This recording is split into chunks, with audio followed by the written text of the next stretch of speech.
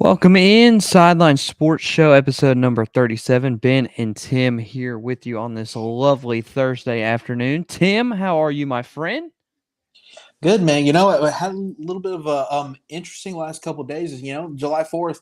Didn't realize this was going to happen, but over the last couple of days, we actually brought home a dog. So, you know, Tim, Sophie. If addition to Sophie, the family. absolutely. Absolutely. Her name's Ginger. She already has a name, so we're just kind of rolling with it. So if you hear She barking, got she's some actually. hair.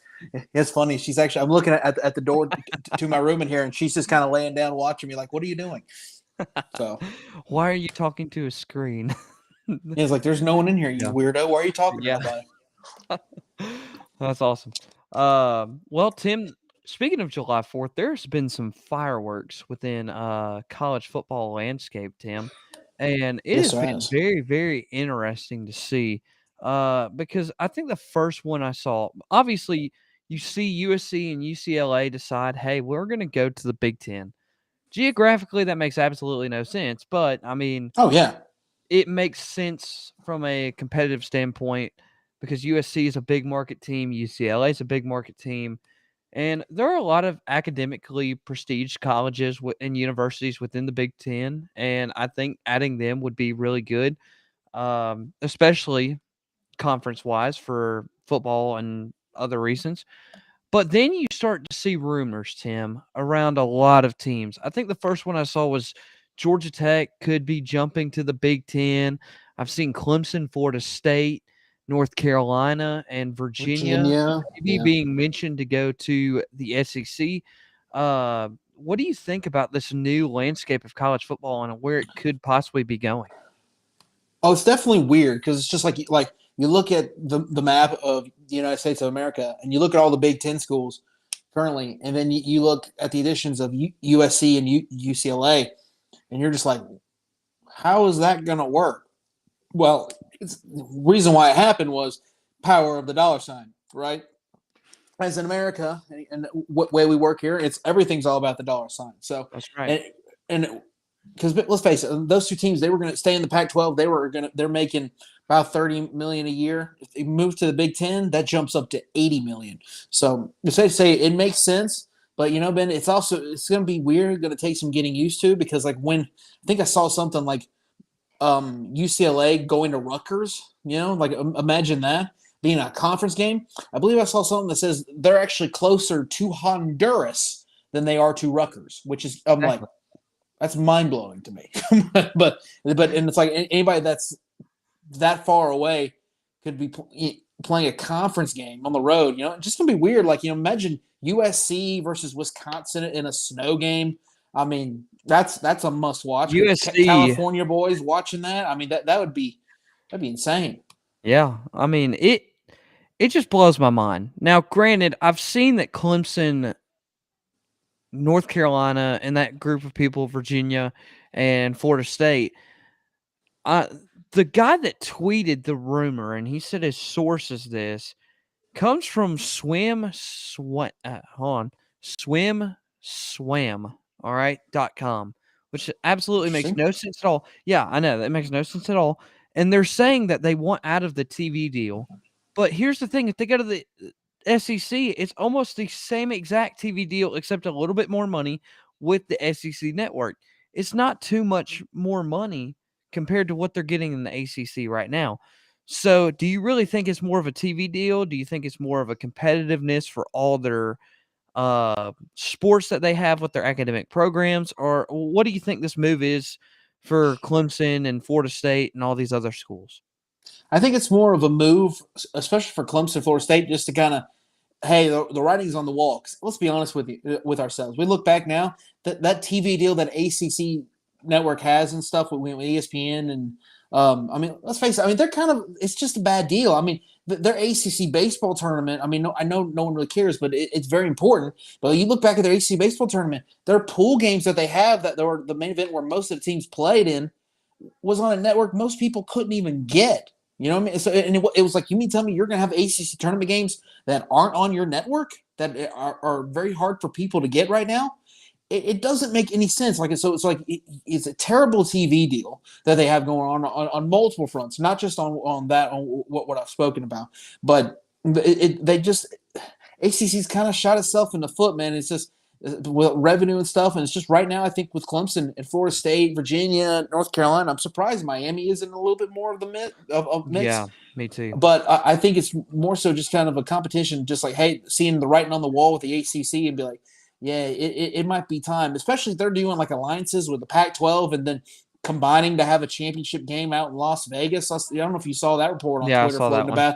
I was like, I tweeted out, I said, Clemson needs to go to the SEC now. If that's what we're doing, if that's what this is coming to, this is what needs to happen. I don't know if the ACC is just kind of prepping for the inevitable at this point, but that's what it feels like. So, and honestly, and for me, it's like I kind of look at it. You know, a lot of people are going to look at it from a football standpoint. I'm looking at this from a baseball standpoint, man. If Clemson, Florida State, North Carolina, Virginia all go to the baseball, I mean, dude, that baseball conference as a whole is going to be just awesome. Stacked. I mean, It's going to be just as a whole. So, I think honestly, when you look at the landscape right now, I think it's good that we have different divisions within the conference, and the conference are very, very close to each other. But I think of this too. When you are looking at realigning everything and going forward, I think it's going to be really hard for people to travel to away games now. For instance, I don't think somebody from USC wants to go all the way to Rutgers to go and travel and watch their son or their favorite team play in what is so-called a conference game. Like, so I think from a fan perspective too, it's really tough because now the only games that, conference wise that you're going to get to play, USC and UCLA are going to be your two closest games to each other. So, I mean, if you're UCLA, you're like, oh, well, we got to go watch them play USC. If you want to watch a conference game. And granted, yeah, they'll have non-conference games that are probably closer by, and they'll probably still play, their rivals within the conference of the Pac-12 right now. So you may see them play Cal, or you may see them play Oregon or something like that in a non-conference game. But still, it's not the same as it would be in a conference game because it doesn't mean as much more, in my opinion, from a fan perspective. So I think it'll be really interesting to see. But here was my question. I thought of this today. What happens to these smaller conferences if all these schools decide to go to a big conference? Because you got to think the Sun Belt, Mountain West Conference, the conference. You have a lot of those conferences. What happens to those conferences? Do they just merge into one, or they just kind of stick with their small conference play? I think it'll be largely the same. I think the only really difference you'll have is football. And again, and I think a lot of this depends on expansion of the playoff. And I think that's what a lot of these teams are bracing upon as well. Like if you have an expansion of the playoff, I can almost assure you that probably teams like Clemson or Florida State are going to go to the SEC. So when it comes to those smaller teams, I wouldn't say it really changes a whole lot other than for football. And even for football, it's like, well, these guys don't really have a big seat at the table anyway.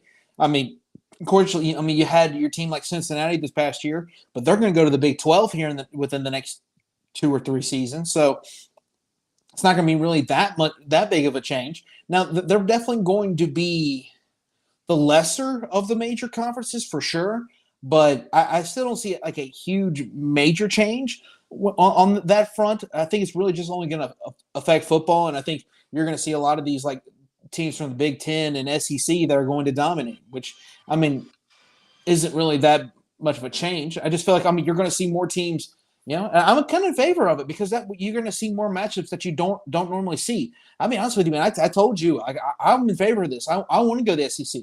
As a Clemson fan, I'm tired of the games in which the night games at Death Valley mean nothing. I miss the top 5 matchups. I mean, we had games. I love those games, but we only have them occasionally. I mean, occasionally you have your Florida State games. Back when Florida State was relevant. We had that game with Deshaun Watson and Lamar Jackson. Say what you want about Deshaun Watson right now and his scandal, but still, at the time, that was 2 top 5 teams going at it. We haven't really had that marquee matchup there in a good long while. So I'm all for it. I'm all for having Georgia back there at Death Valley, all for LSU, which is already going to happen because Clemson has a home and home with them within the next couple years. Looking forward to that. But then you also may get a chance to see Alabama come to Clemson. You'll see a chance to see Clemson go to Alabama, go to Tuscaloosa. I'm all for that as well. So a lot of the stuff that you see, I think I'm very much in favor of, and I'm really and I got credit. A friend of mine back in high school, his name's James Stokes. He told me a long time. He's like, man, I see Clemson more as an SEC team anyway. I don't know really what they're doing in the ACC. He told me that in high school, which was almost a decade ago. I graduated about 7 years, I guess you would say, but he told me that about a decade ago, and it's kind of coming to fruition right now. So it's interesting. Like I'm kind of hoping it happens because I really want to see Clemson SEC because again, I really want to see meaningful regular season games come back to Death Valley and not just be at these big time games like if you make it to the college football playoff.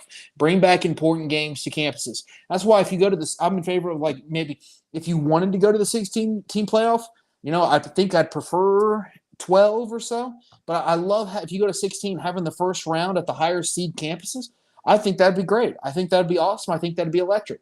And I think that needs to find a way to incorporate that. And I think a lot of that's missing outside of the SEC or Big Ten right now. So that's why I'm very much in favor of it. And again, to your question about the smart conferences, it's really not going to affect them much in basketball because, everyone's already going to get an automatic berth.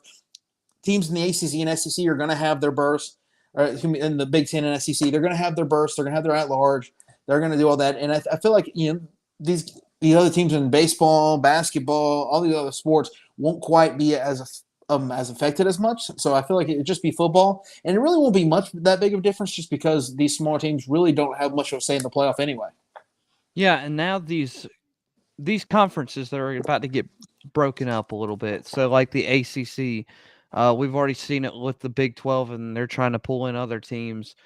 And you're seeing it now with the Pac-12. What happens to these conferences now? So, for instance, like let's just say Clemson, Florida State, Virginia, North Carolina all leave and go to the SEC. What happens to these other schools like Georgia Tech, or what happens to all these other schools like Syracuse and Louisville? Do they kind of fit in geographically and try to go SEC or Big Ten, or do you think they just kind of branch out and try to go wherever they can? Maybe you try to sit tight in the ACC, but again, with the ACC TV contract, ESPN looking to maybe potentially get out of that. That money would go away if that contract becomes null and void, or there's a buyout in that case. So maybe they do try to go to the Big Ten. I don't really see Georgia Tech fitting in well in the SEC. I'll be honest with you, because football wise, it's just I don't. Geographically they do, but like the way that their athletic program right now, the football team is still kind of trying to upgrade itself from the triple option they run. I'll be honest with you, there's not many teams in the SEC you guys will beat. I know you because you're a Georgia Tech fan. It'd be tough. Basketball, you guys won the ACC tournament the year before this past year. COVID year. But yeah. And baseball had a decent year, made it to a regional. But overall, it's like I don't feel like you guys are a total fit. As much as it would be weird to see Georgia Tech going to Illinois in a weekend 3-game conference series, I feel like it'd be probably in Georgia Tech's best athletic interest to try to go to the Big Ten because honestly, they may want to go to the SEC, but again, it's going to take the SEC wanting them in return. Right.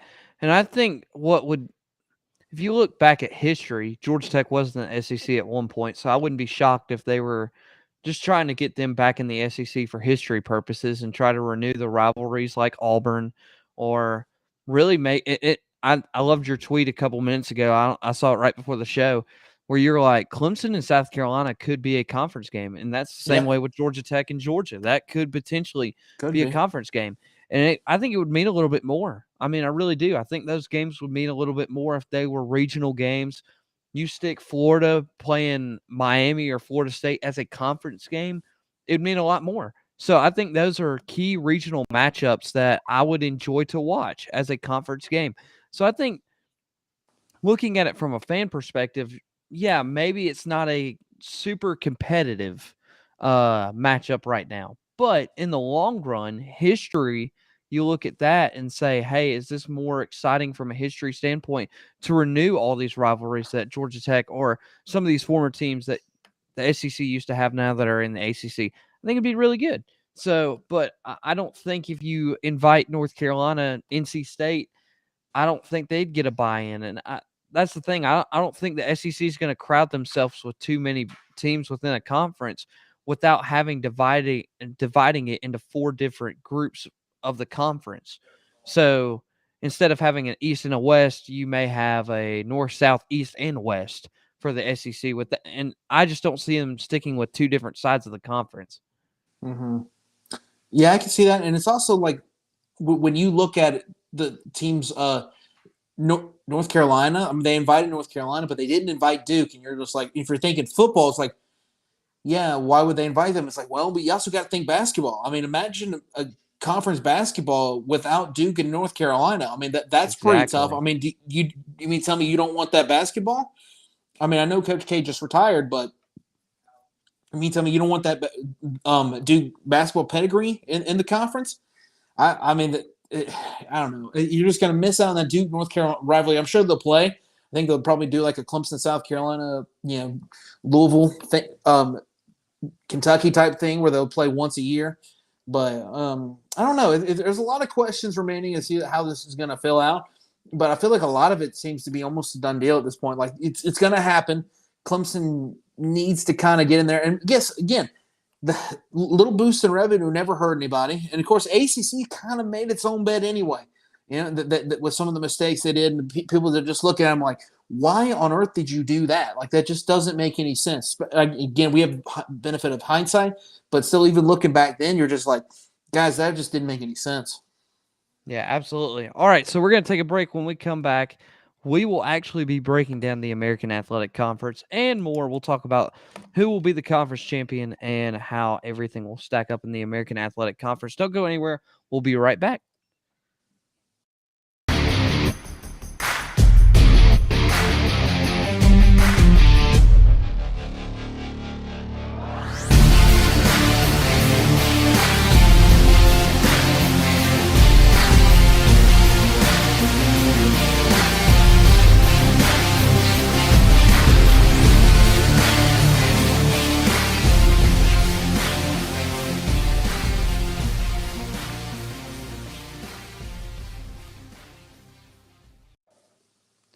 Welcome back in Sideline Sports Show. Ben and Tim here with you. As I don't know why in the world my video is messed up, but it is, so it's fine.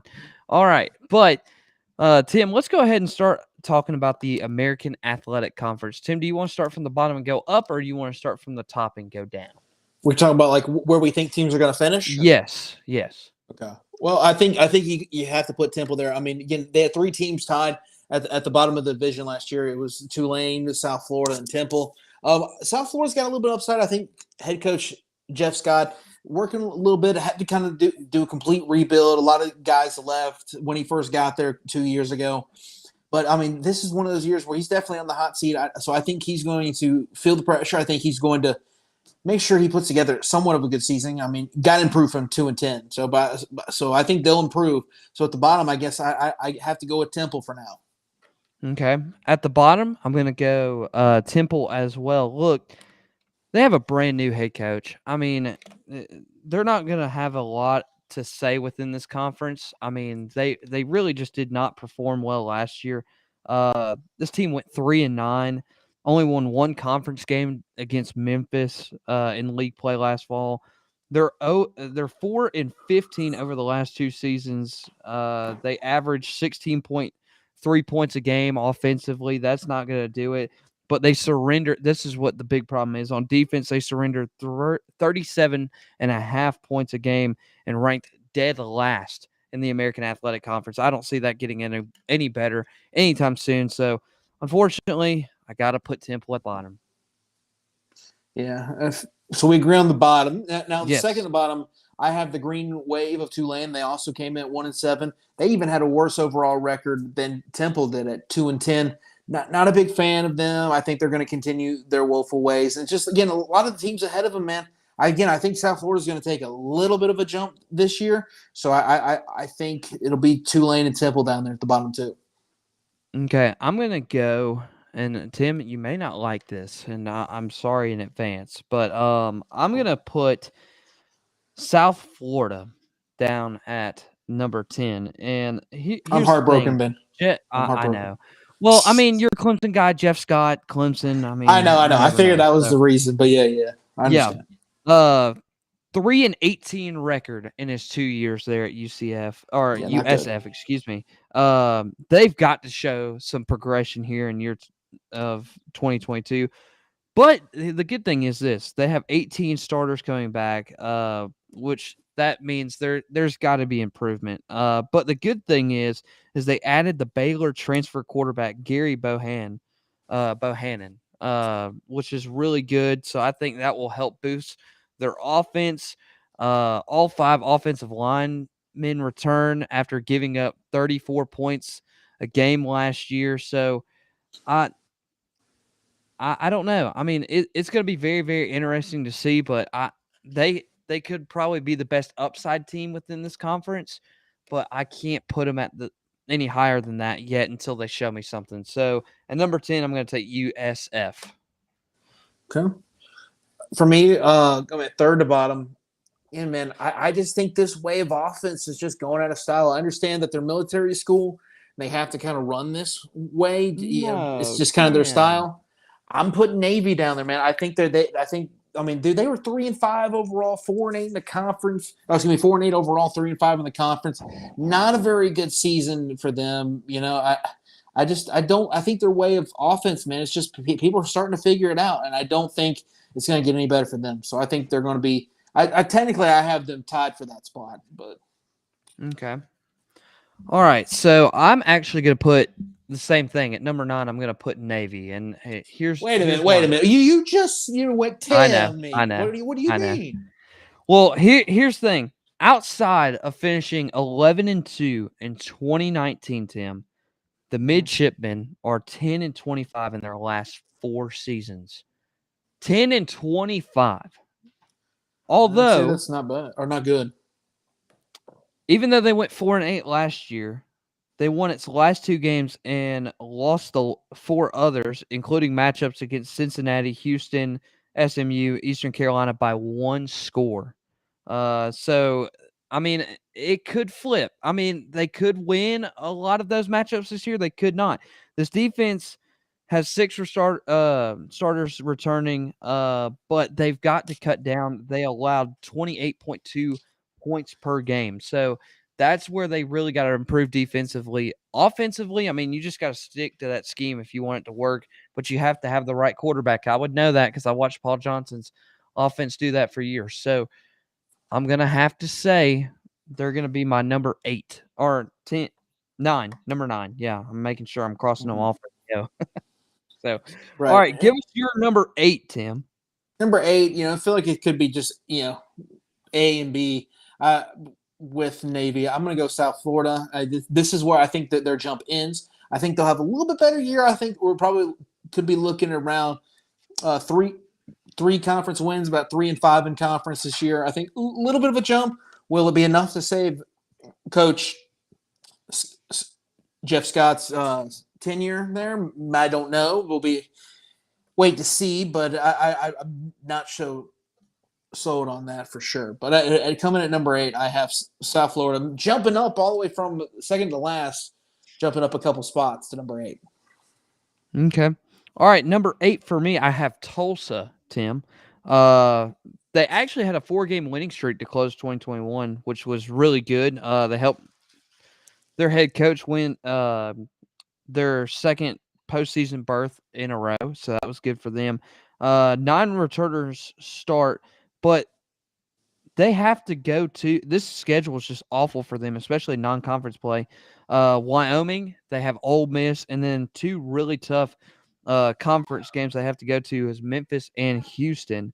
And so they rebuilt the line with just 2 returning starters, and that the biggest concern on offense. So they limited conference opponents to 25.9 points per game and 5 yards per play last season. So that was really good, but they're just going to have to really lean on this defense to improve their record this year. So we'll see how that goes for Tulsa. So I'm going to have them at number 8 because I just don't see them turning it around, unfortunately, because they're going to have to rebuild that whole entire secondary.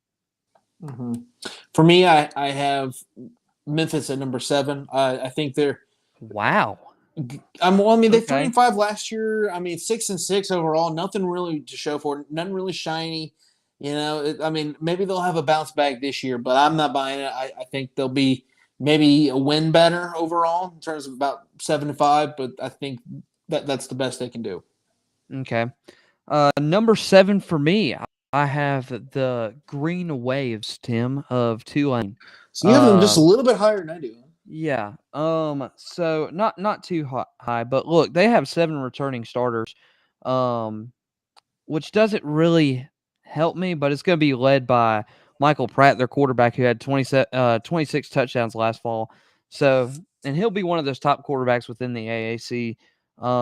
Five starters return up front on that offensive line, so that's really good.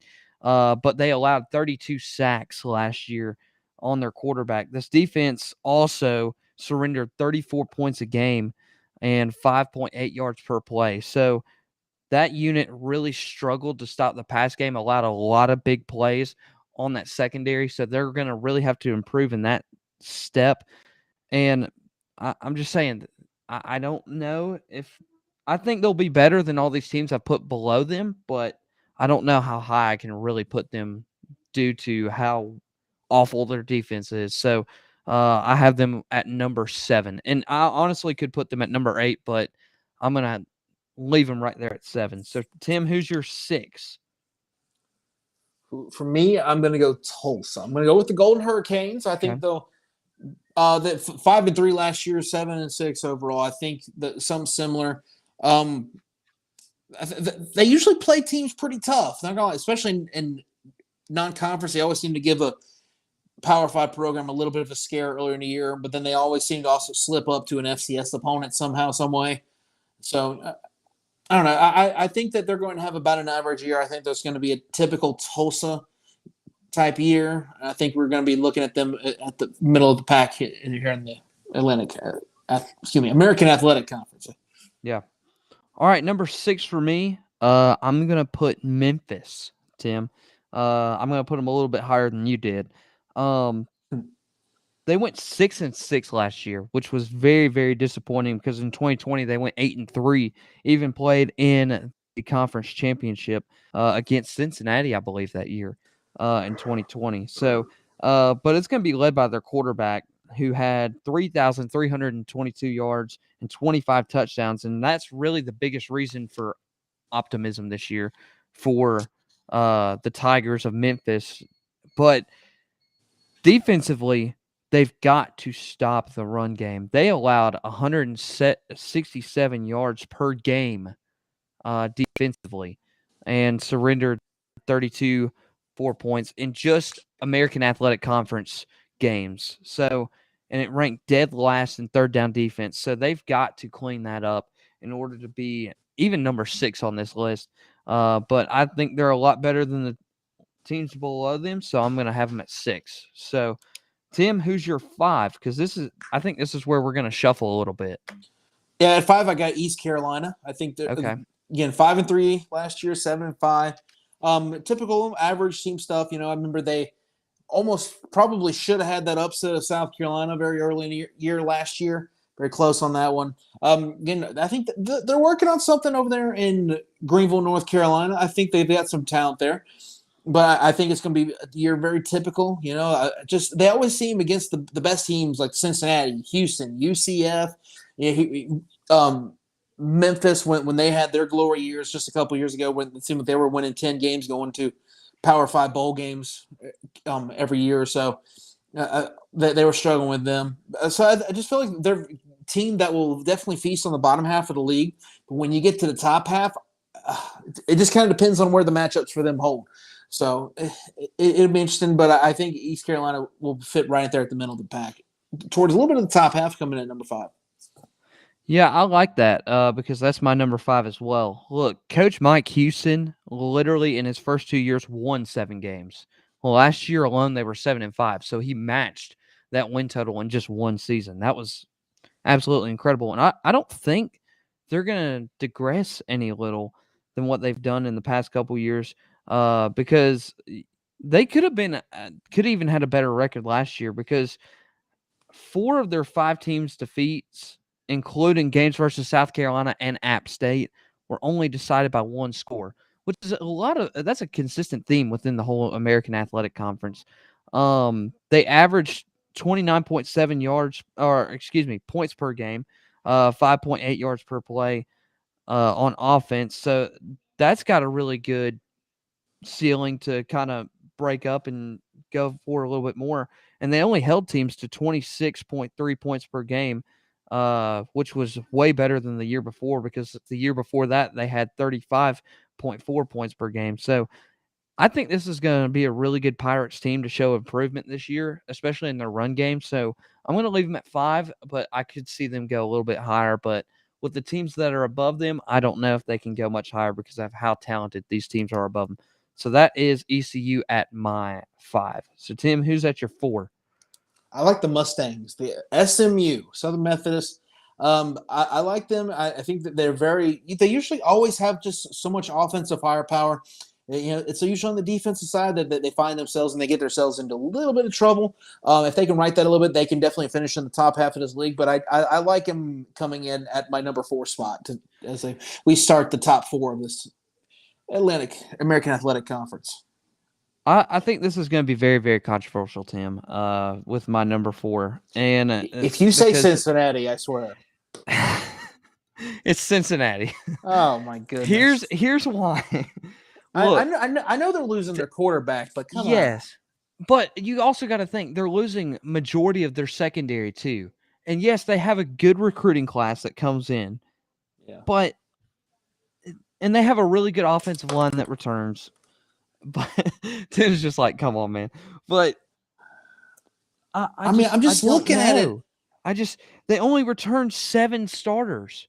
I understand that. I'm looking at it, but I'm just like, questionable. There's no way that and it seems like to me that there's no way that they are worse than SMU. Now, I'm going to be honest with you. Full disclosure, I'm not going to tell you where. I don't have them number 1 in this either. But I see them dropping a little bit too. I know that they're losing their quarterback. They lost Sauce Gardner in their corner. He's off in the NFL. Their quarterback's with the Falcons, I believe, correct? I think so, maybe. Yeah, and they lost a lot. I understand that, but to put them at number 4, I mean, UCF. I'm pretty sure UCF lost their quarterback Gabriel, if I'm not mistaken, as well. So yeah, I know. But Gus Malzahn, the Gus Bus, is working some stuff down there. I think they're going to be top 3 in this conference. Kind of already given that away since SMU's number 4, but I don't know. I think putting Cincinnati at 4 is low, but hey, maybe you're right. You're going out on a limb. I went on a limb last year and I said Georgia was going to win it all over Clemson, and they ended up winning it all. Wasn't over Clemson, but hey, you never know. Yeah. So, and I'll make my point for UCF to them, but number 3 for you, Tim. Number 3 for me, I actually have UCF. So okay, I have them. They also quarterback, but again, Gus Malzahn, he's been recruiting well. He's been using that transfer portal really, really well. He was doing that even when he was at Auburn too. So I think they're going to have another solid year. I think definitely could be 9-10 wins overall in the season. Could even take that next step if they can get by Cincinnati and Houston as well, which I think that they have a legit shot to do this year. But for me, I have them at number 3. All right, Tim. I'm actually going to agree with you on this one. I got UCF at my 3. All right, here's why. They got 13 starters returning. Like, that's the most in the American Athletic Conference.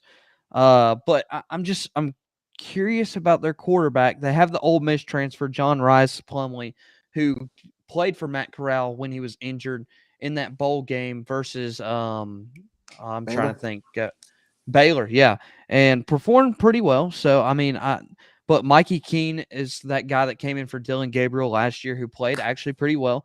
So, I wouldn't be shocked if this team had a better season than what they did last year because, I mean, they only held opponents to 5.1 yards per play and 24.8 points per game. So, defensively, they looked really good and strong on defense, and I don't think that's going to change this year. Probably one of the best defensive units within the American Athletic Conference. So I'm going to go UCF at my number 3.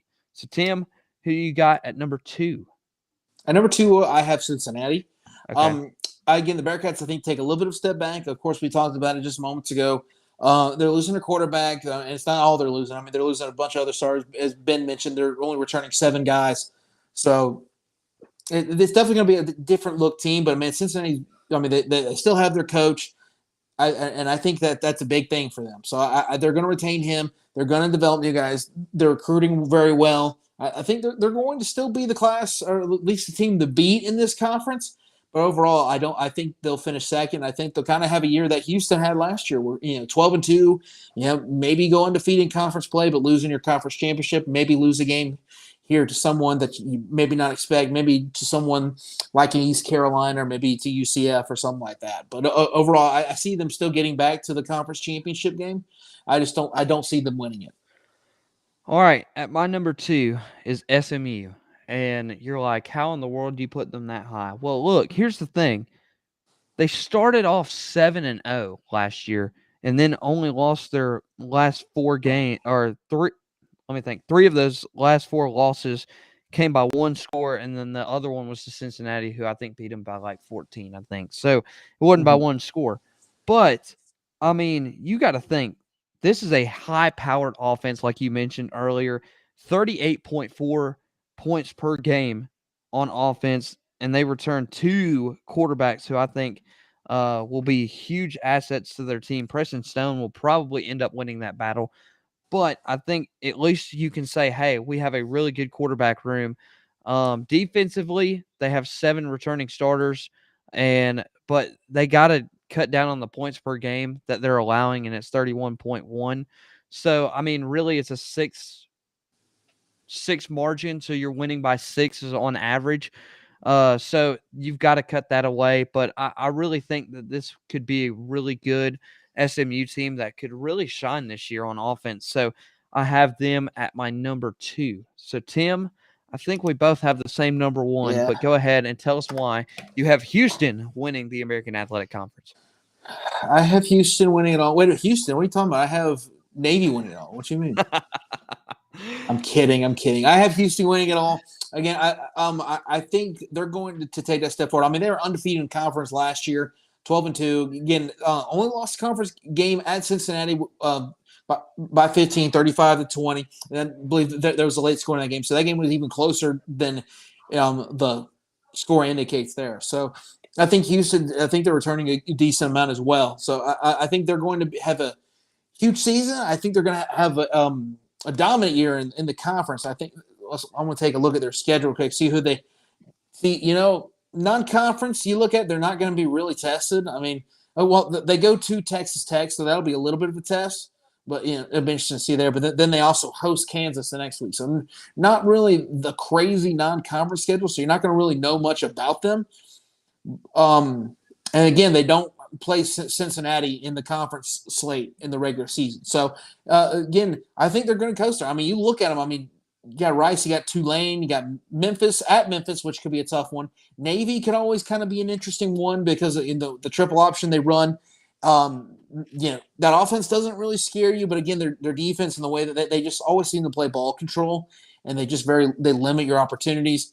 And then you go to Greenville, North Carolina, second to last game of the year against East Carolina. That's a little bit of a scary game just because you're in Greenville, North Carolina. But overall, man, their schedule, it seems more than doable. And I definitely could see 11-1 regular season, maybe even a 12-0 going undefeated into the conference title game. So not a whole lot of tests early on for this team. And again, the conference slate isn't really that strong either. So Yeah, and I have my same number 1, Houston. Here's the thing. Last year, they went 8-0 in conference play before they even got to the conference title game. So yeah. that says a lot right there. A projected first-team All-AC. I have to make sure I don't say ACC. AAC quarterback Clayton Tune basically will be the leader of this whole entire offense. I mean, they are a high-powered offense when they scored last year. They had 35.9 points per game in 2021. This offensive line only allowed 38 sacks for the whole entire season. Like that, it's not that great, but it's not in that conference. It's considered great. They averaged 3.9 yards per carry, so that's really got to, bump up the offensive line and the running game. but they only gave up 32 points a game in 2020, but they cut that to 20.4 in 2021. So, I mean, they cut it by more than 10. I mean, it's absolutely incredible what they've been able to do on defense. And I just think overall, you just look at an overall team within the American Athletic Conference, this is it. Like Houston could possibly win this thing. And like you mentioned, could easily go undefeated in this conference this year because of how many stars they have within this team. This could be like the Cincinnati we saw 2 years ago, where they kind of came up on the scene and they looked really good. And then the next year after that, they make it into the college football playoff. And I think this could be that team that could potentially do that. I'm not saying they will, but they have a really good shot to be in the top 10 of the AP polls by the end of this year because of how well they'll be playing. Because I really think with everybody else really in the conference not being at the top or super competitive and have a lot of question marks, Houston doesn't have a lot of question marks compared to all these other teams that we've talked about. Because you look at SMU, they have a new head coach. UCF, you really don't know who their starting quarterback is going to be. You look at Cincinnati, you lost your quarterback, you lost your cornerback. ECU, I mean, they've had problems by losing by one score. Memphis, they took a step back. Tulane, they only have seven starters returning on defense, but they were 2-10 in 2021. Navy, they lost 4 games by one score. That I don't, and they only have 6 returners coming back. USF, Jeff Scott, only is kind of questionable. He's 3-18 overall at USF, and then Temple, they have a new head coach, and I just don't see them really working out. So, uh, overall, I think Houston is probably the only team that has no question marks surrounding them to win this conference, Sam. Absolutely, yeah. It definitely looks like, in my opinion, again, last couple of years it's been Cincinnati, and Cincinnati's been the team to beat. Definitely, I think they're, like I said, I think they're still going to be one of the top teams. I think definitely could run the table, get back to the conference title game. But again, they've lost a lot, so they're going to have to reprove themselves.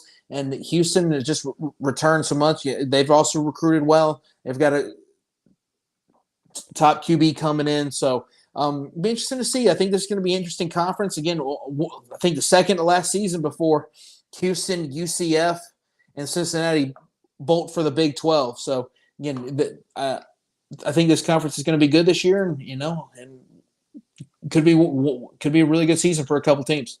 Yeah. All right. Before we go, Tim, I want to get your thought on one final thing, and I hate that my camera is not working today, but I apologize. Before we ask Tim this final question, make sure to go visit our friends at Section 103. Go check them out. Use your 10% off code at checkout using the code Sideline, and you can go check out all their comfortable wear clothing, as I would say, before Georgia Tech's football season gets kicked off. So go check them out, section103.com. All right, Tim, before we go, Baker Mayfield goes to the Carolina Panthers, Tim.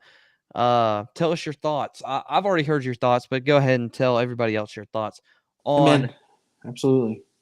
Yeah, it's definitely a really good trade for the Panthers. Again, very low risk, high reward type scenario. Again, it's better than what you had. A lot of people are saying that Sam Darnold could start. I saw Rob Ninkovich on ESPN say Sam Darnold's going to start over him. I'm like, Dan Orlovsky, same way. Well, I thought Dan was saying that the Panthers were more a playoff team with Baker. Last what I saw. Well, I was watching today, and he was saying he thinks Sam Darnold will start, but Baker is more fit for this team. So he wouldn't be shocked if Sam Darnold got the start, but Baker Mayfield would take over eventually during the middle of the season. Yeah, and it kind of depends on Baker's health. Of course, he's getting a physical before this trade's finalized. But again, he was banged up, had a lot of injury issues last year as well. So hopefully he can get healthy. And if he is healthy, I support a QB competition as well. I mean, people benefit from that. We get the best possible QB out there. And a little competition never hurt nobody. But if Baker is what we think he's going to be, he should have no problem beating out Sam Darnold. So. Yeah, absolutely. All right, Tim, one final question. KD is wanting to leave the Brooklyn Nets. I know you looked like Dan Orlovsky when they asked him about the NBA today. That's a hilarious tweet that's going around. But Hmm. KD wanting to leave the Nets, do you think he goes back to OKC? Yes or no? I think that would be great if he did. I think that'd be fantastic for basketball. I think it'd be really cool. I think he's kind of developed past that. I think way that he is, he's changed so much since the days. And he would probably say for the better. Some would say not. I'm gonna leave that to other people. KD does what he wants to do. That's his life. Go ahead. But it's just at the same time, I think it'd be cool for him. I think it'd be cool for basketball. I think it'd be just really cool just to rejuvenate that franchise because since Russell Westbrook left, I mean they had that year where they had a decent team with Chris Paul, but he left. He's now in Phoenix. I don't know. I think it would be cool to see Kevin Durant go back to OKC. Wouldn't say where it really started because the franchise started in Seattle, but they eventually moved to OKC. But kind of where things were at the very beginning of his career, he took them to an NBA Finals. Didn't win. They lost to LeBron James and the Heat, in 5 games. But it'd be really cool to see him go back there and kind of a little bit more of a developed player, a little bit more of a. He's got a little bit more jewelry now, so he got a little bit more set in his ways, a little bit more of an attitude towards him. So about him. So that alone, right there, I feel like I'm not sure that he would be willing to go back to OKC, but I do think it'd be a cool storyline. Absolutely. Well, Tim, that is all for today's episode. If you want to, go check out all of our social media platforms.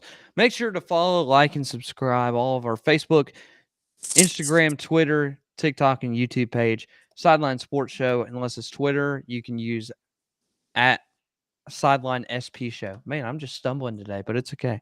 All Yeah, right. so am I. So Yeah, it's okay. I'm I don't know. I'm a little out of it today too, Ben. Yeah. I would say blame July 4th. The short week. Our brains are just not comprehending that it's Thursday. I think that's what it is. And here's the cool thing, Tim. Next week we actually get to break down what we think is left of the ACC. Because so we don't know how much longer it will last, but we're gonna break down the ACC. Before long, it could be the Atlantic Crap Conference. So we'll see. Exactly. Roddy Jones is expected to join us. If not, Wiley Ballard will join us. Rodney Jones, ACC Network host and color analyst for the ACC Network, and then Wiley Ballard does stuff with Georgia Tech, but also with Bally Sports through all the ACC. So make sure to tune in next Thursday as we talk to them and see their opinions on the ACC and how it will play out, and our opinions as well. Until then, have a great week, and we will see you all right here next Thursday on